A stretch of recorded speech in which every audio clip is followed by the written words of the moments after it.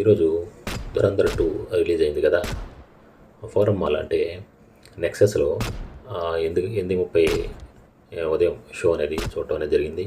దానికి సంబంధించిన కొన్ని విషయాలనేది మనం చర్చించుకుందాం దీనిలో. ఈ సినిమా మనం పార్ట్ 1 చూసిన వాళ్ళకి కొంచెం ఈజీగా అర్థమవుతుంది. పార్ట్ 1 చూడకుండా డైరెక్ట్గా పార్ట్ 2 చూస్తే కొంచెం కథ అనేది కొంచెం గజిబిజిగానే ఉండే అవకాశం అనేది ఉంటుంది. తర్వాత సినిమా మొదటి భాగం మనం 'ధురంధర్' చూసాం కదా. ఎండ్ అయిన చోటు నుంచి సినిమా అనేది స్టార్ట్ అవుతుంది. దీంట్లో ఫ్లాష్ బ్యాక్ కూడా ఉందనుకోండి, స్టార్ట్ అవుతుంది. రెహమాన్ డెకాయిట్ మరణం అంటే అక్షయ్ ఖన్నా చనిపోవడం అనేది ఫస్ట్ పార్ట్లో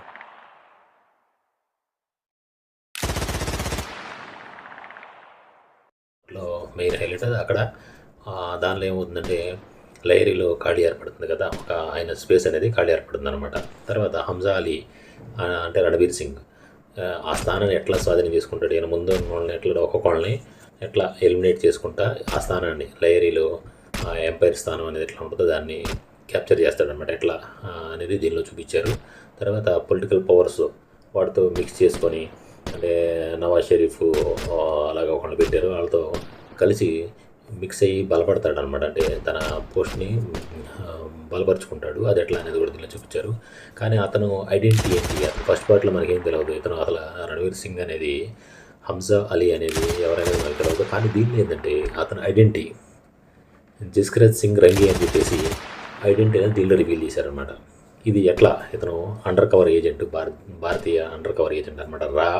ఐబీ ఆపరేషన్లో పాల్గొన్నాడు అనమాట. ఈ 'ధురంధర్' అనేది దానిలో భాగం అనమాట అనేది దీనిలో రివీల్ అయింది. ఇది మెయిన్ ఈ పార్ట్ 2కి సంబంధించిన మెయిన్ ఇష్యూ అనమాట దీనిలో.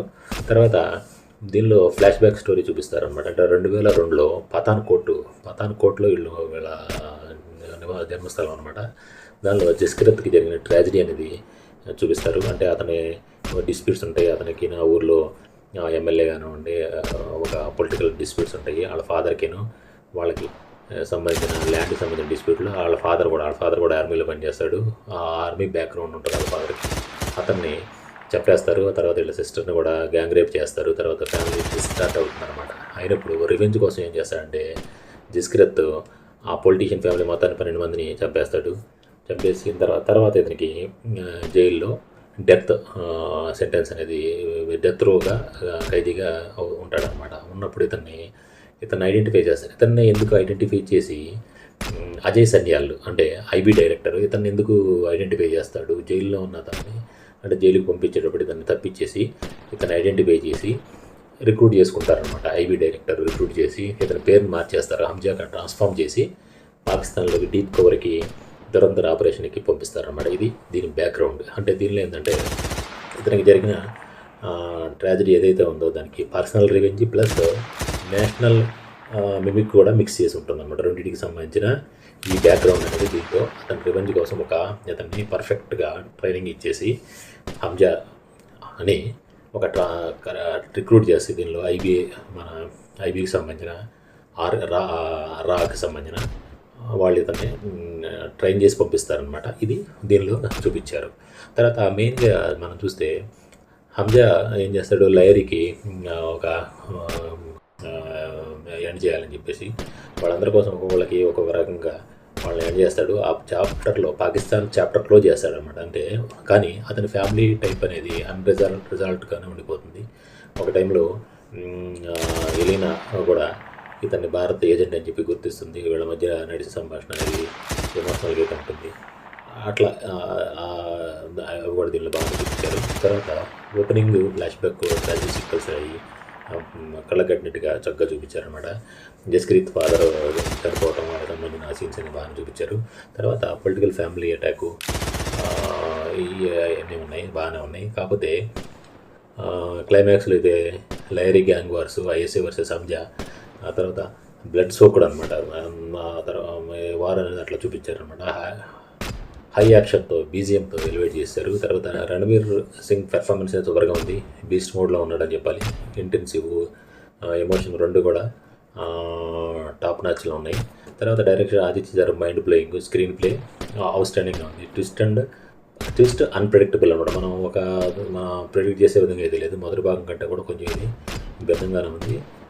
తర్వాత యాక్షన్ సీక్వెల్, తర్వాత యాక్షన్ లవర్స్కి ఒక ట్రీట్ లాగా ఉంది అనమాట. బీజిఎం అయితే హిట్ అయితే ఉంది. తర్వాత సపోర్టింగ్ కాస్ట్స్ ఇప్పుడు సంజయ్ దత్, అర్జున్ రాంపాల్, అక్షయ్ ఖన్నా, ఆర్ మాధవన్ అందరూ కూడా చాలా చక్కగా షార్ప్గా వాళ్ళ రోల్ అయితే ప్లే చేశారు.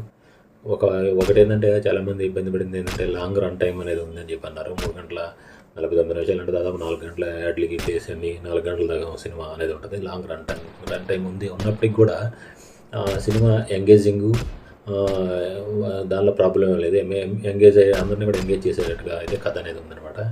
తర్వాత ఓవర్ ది టాప్ కొంతమంది ఏంటంటే over the top violence, disturbing scenes ఉన్నాయని చెప్పి అంటున్నారు. కాకపోతే ఇది ఏ సర్టిఫికేట్ సినిమా, హై వైలెన్స్ అనేది ఉంది, పేట్రియాటిక్ కాన్సెప్ట్ కాబట్టి అవన్నీ చూపించారు. గన్స్ కానివ్వండి, గన్ షాట్స్, వైలెన్స్ అనేది విపరీతంగా అనేది ఉంది. అది కరెక్టే, కాకపోతే అయితే అందరికైతే సెట్ అవ్వదు. ఇది ఫస్ట్ పార్ట్తో పోలిస్తే కొంచెం స్టోరీ అనేది కొంచెం వీక్గానే అనిపించింది. కాకపోతే మెజారిటీ మంది ఏంటంటే దీనిలో కొంచెం ఫస్ట్ పార్ట్లోనే స్టోరీ లైన్ బాగుంది. కాకపోతే ఫస్ట్ పార్ట్లో చూపించినంత కరెక్షన్ అయ్యే విధంగా దానికి లింక్డ్గా ఉంది కాబట్టి కొంచెం స్టోరీ అనేది వీక్ అయితే ఉండొచ్చు. ఇదొకటి కథలో దీనికి సంబంధించి. దీని మెయిన్గా కన్క్లూజన్ ఏంటంటే రణబీర్ సింగ్ పాత్ర అయితే హంజా అలీ మజారీ పాకిస్తాన్లో డీప్ అండర్ కవర్ ఏజెంట్గా ఎట్లా ఎంటర్ అయ్యాడు, ఇక్కడ రెవెంజిక్ థీమ్ అనేది ఎట్లా ఉంది అనేది బాగా చూపించారు. ఫస్ట్ పార్ట్లో రెహమాన్ డెకైట్ చనిపోయిన తర్వాత ఇతని గ్యాంగ్ అంటారు కదా, అందరు గ్యాంగ్స్టర్స్ అందరినీ కూడా ఈ సెకండ్ పార్ట్లో చంపేసి ఒక గ్యాంగ్ లీడర్గా అంటే ఎదుగుతాడనమాట. వీళ్ళలో చూస్తే లయరీ గ్యాంగ్కి సంబంధించి ఈ వార్స్లో వజారి గ్యాంగు, అర్షద్ పప్పు గ్యాంగు మెంబర్స్ మాస్గా చంపేస్తాడు. తర్వాత అందరినీ ఎలిమినేట్ చేసి వజర్ని అయితే దుబాయ్ జైలుకి అయితే పంపిస్తాడు. రెహమాన్ డకైత్ని ఫస్ట్ పార్ట్లో ఎస్పీ చౌదరి అస్లాం ఉపయోగించుకొని చంపుతాడు కదా. ఈ సెకండ్ పార్ట్లో వచ్చేటప్పటికి ఎస్పీ చౌదరి అస్లాం ఇన్ని క్యారెక్టర్ని అయితే దీనిలో అయితే ఇతను ఎలిమినేట్ చేస్తాడనమాట. హంజా ఎలిమినేట్ చేస్తాడు దీనిలో. ఇది ఒకటి highlight. Major Iqbal big villain. క్లైమాక్స్లో హంజా అతన్ని ఎట్లా ఎలిమినేట్ చేశాడు అని చెప్పేది అయితే దీనిలో చూపించారు. ఇది ఫుల్ కిరోసిన్ ట్యాంక్లో పడేసి చంపేస్తాడు అనమాట. ఈ విధంగా ఐఎస్ఐ ఆపరేటివ్స్ని కానివ్వండి, డ్రగ్స్, టెర్రర్ ఫండింగ్ ఇచ్చేవాళ్ళని, తర్వాత మనీ ప్రింటింగ్ చేసేసి నకిలీ ఫేక్ మనీని సృష్టించే వాళ్ళని, వాళ్ళందరినీ కూడా ఈ గ్యాంగ్ అందరినీ కూడా చంపేస్తాడు. ఇది సినిమాలో హైలైట్ అనమాట. ఈ విధంగా తన మిషన్ అనేది పూర్తి చేస్తాడు ధురంధర్ 2. తర్వాత లాస్ట్లో ధురంధర్ 2 ఇండియాకి తిరిగి వచ్చేస్తాడు. తర్వాత ధురంధర్ 2 తర్వాత ఇండియాకి తిరిగి వచ్చిన తర్వాత అతన్ని తిరిగి వేరే ఆపరేషన్స్కి ఉపయోగించుకోవాలా అనే ప్రయత్నంలో ఐబీ అనేది అతన్ని మళ్ళీ బ్రీఫింగ్లో పెట్టినప్పుడు కానీ దాని నుంచి బయటకు వచ్చేసి తన ఊరు వెళ్ళినట్టుగా చూపించారు. ఊరిలో తన ఇంటికి వచ్చేటప్పుడు తన మదర్ కానివ్వండి, తన చెల్లెలు వాళ్ళంతా కూడా సంతోషంగా ఉంటాం దూరం నుంచి చూస్తాడు. చూసి లోపలికి వెళ్ళాలా వద్దా అని చెప్పి గేట్ దగ్గర ఆగిపోయే విధంగా మాటలైతే ఉండవు. ఆ విధంగా ఒక సీన్ అనేది చూపిస్తారు. దీన్ని బట్టి చూస్తుంటే అతను తిరిగి వెనక్కి వెళ్ళిపోయి మళ్ళీ బ్రీఫింగ్లో పాల్గొని ఆపరేషన్ సింధూర్ లాంటి వేరేది ఏదన్నా చేస్తాడా అనే డౌట్ అనేది మాత్రం అనేది ఉంది. అంటే ధురంధర్ 3 అనేది ఉన్నట్లుగానే ఈ సినిమా ఎండింగ్ అనేది మనకి తెలుస్తూ ఉంది. దీని గురించి మీరేమనుకుంటున్నారు, మీ అభిప్రాయాలు అని. కాకపోతే ఈ వీడియో టైటిల్ ఏంటంటే సినిమా చూడొద్దు అని కాదు. ఈ సినిమా తప్పనిసరిగా అందరూ చూడాల్సిన సినిమానే. పేట్రియాటిక్ థీమ్తో అయితే సినిమా ఉంది. కాకపోతే ఏంటంటే సినిమా లెంత్ని బేస్ చేసుకొని దాదాపు 4 గంటలు పోటీ పడుతూ ఉంటుంది. ఈ 4 గంటల్లో ఎన్నిసార్లు ఒకసారి కన్నా ఎక్కువసార్లు చూసే అవకాశం అనేది ఎంతమందికి ఉంటుంది అనే పాయింట్లని చెప్పడం అనేది జరిగింది. అంతేకాకుండా ఇది వైలెన్స్ ఎక్కువగా ఉంది, పిల్లలు చూడకుండా ఉంటుంది.